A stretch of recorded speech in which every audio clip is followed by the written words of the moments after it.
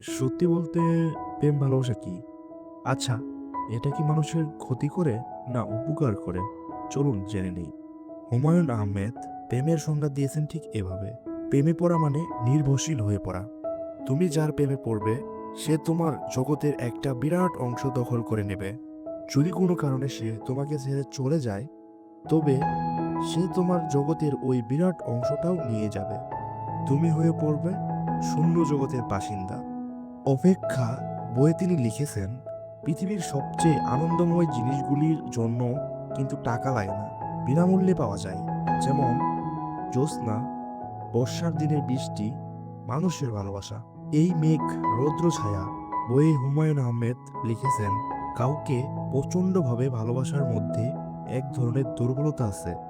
নিজেকে তখন তুচ্ছ এবং সাধারণ মনে হয়। এই ব্যাপারটা নিজেকে ছোট করে দেয়। এপিটা